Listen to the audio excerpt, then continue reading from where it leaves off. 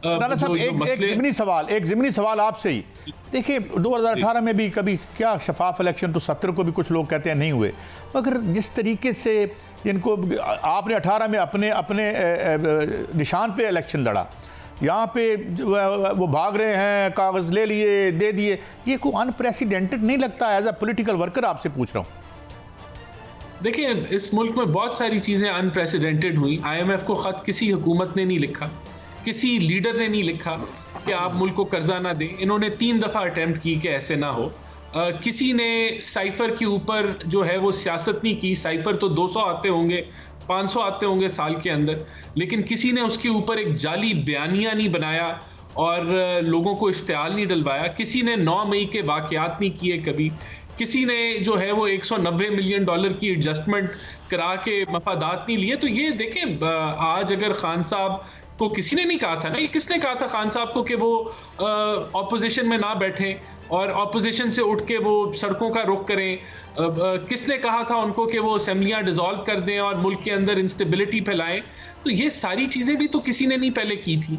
ये खान साहब ने अगर की और आज अगर उनकी सियासत जो है वो मुश्किल में है, या जो भी उनके मामलात जो कानूनी मामलात अगर मुश्किल में है, तो उनके जिम्मेदार खान साहब है ना, इसके जिम्मेदार PMLN तो नहीं है।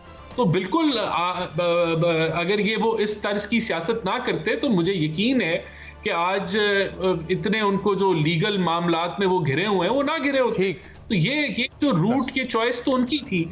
बहरहाल मुल्क को आगे बढ़ना है, अच्छी बात है। ये तो आप सही कह रहे हैं राना साहब, मैं आई एग्री विद यू, मुल्क को आगे बढ़ना है। और फिर अनप्रेसिडेंटेड चीज़ें तो आमद रजा साहब हो रही है। माफ़ी चाहता हूँ मैं, मुझे पता है आपका गला ठीक नहीं है, मगर फिर भी क्या करूँ, आपका कंट्रीब्यूशन बड़ा अहम है। लेकिन ये बताएं कि आगे तो बढ़ना है मुल्क ने, लेकिन ये जितनी भी अनप्रेसिडेंटेड चीज़ें हो रही हैं, इसमें खैर से कोई भी पॉजिटिव नहीं है। केसेस हैं तो लंबी लंबी कतारें हैं, जो आपके सामने है। एक मेरा से ये सवाल, और दूसरा ये कि इस जो आपकी एक अपोजिशन बहरहाल आ गई है, इसमें और कौन कौन शामिल होने जा रहा है, और आपकी strategy with in the parliament होगी या विदाउट भी होगी?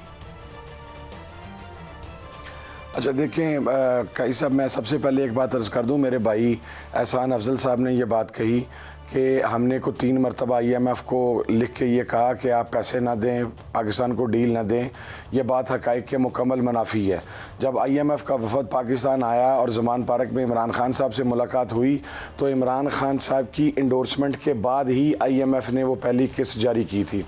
अभी भी जो हमने ख़त लिखा है उसके अंदर हमने कतई ये बात नहीं की कि पाकिस्तान को दूसरी किस्त जारी ना की जाए और पाकिस्तान को पैसे ना दिए जाएं। ये बात मैं रिकॉर्ड के ऊपर लाना चाहता हूँ कि ये बात हक़ाइक़ से मुतसादिम है। दूसरी बात, जहाँ तक साइफ़र का ताल्लुक है, मेरे भाई ने तज़किरा किया, तो मेरे भाई की जो पंजाब की वज़ीर आला हैं मोहतरमा मरियम नवाज़ साहबा, वो तो कहती थी साइफ़र झूठ है, साइफ़र है ही नहीं है। तो ये तो पाकिस्तान मुस्लिम लीग नून साइफ़र के ऊपर मौक़िफ़ देने का इस्तेहकाक ही नहीं रखती, क्योंकि इनकी तो पूरी टॉप टियर लीडरशिप ये कहती थी कि साइफ़र इज़ नथिंग, साइफ़र एक कागज़ का टुकड़ा है, साइफ़र में कोई चीज़ नहीं है, साइफ़र लिखा नहीं गया, साइफ़र है नहीं। सो उसके ऊपर कम से कम अपने मौक़िफ़ के ऊपर तो कायम रहे ना।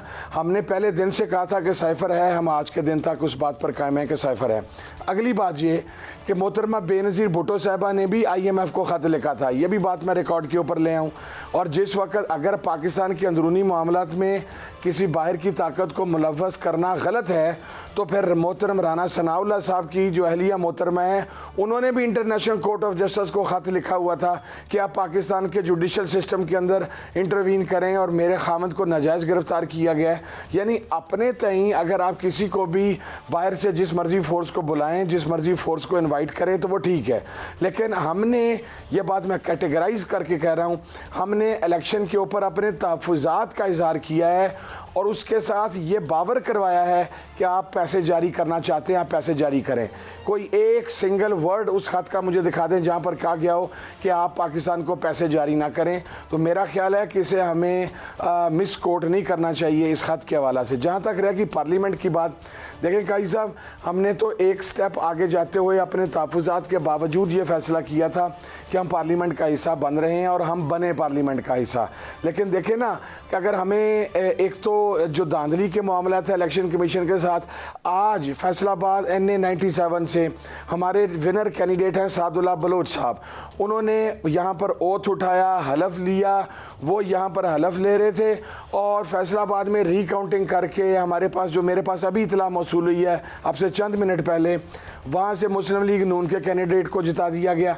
ये कौन सा फॉर्मूला है कि हमारी तो कोई भी दरख्वास्त के ऊपर रिकाउंटिंग नहीं हो रही, हम जो थंब इम्प्रेशन को 10 रुपये फ़ी वोट के हिसाब से फ्रांसिक करवाना चाह रहे हैं, हमारी फ्रांसिक की एप्लीकेशन को एक्सेप्ट नहीं किया जा रहा। आज से 3 रोज़ पहले 20,000 वोट मुस्तरद करके हमारे विनर कैंडिडेट को उसकी एब्सेंस के अंदर हरा दिया जाता है और अब्दुर्रहमान कांजू साहब को जिता दिया जाता है। 20,000 वोट मुस्तरद करके अब्दुर्रहमान कांजू को जिता दिया जाता है। आज फैसलाबाद से अली गौर को जितवा दिया जाता है। तो मुझे ये तो बताएं ना कि इलेक्शन कमीशन का फॉर्मूला क्या है, हमारे केसेस ट्रिब्यूनल को फॉरवर्ड करें।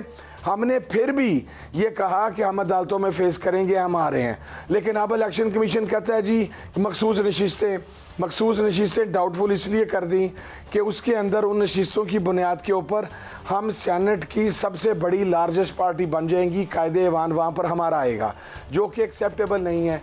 अगर ये मखसूस नशिस्तें हमें नहीं दी जाती तो सेनेट में हमारी 7 सीट्स कम होंगी, जिसके बुनियाद के ऊपर हम सिंगल लार्जेस्ट पार्टी नहीं रहेंगे।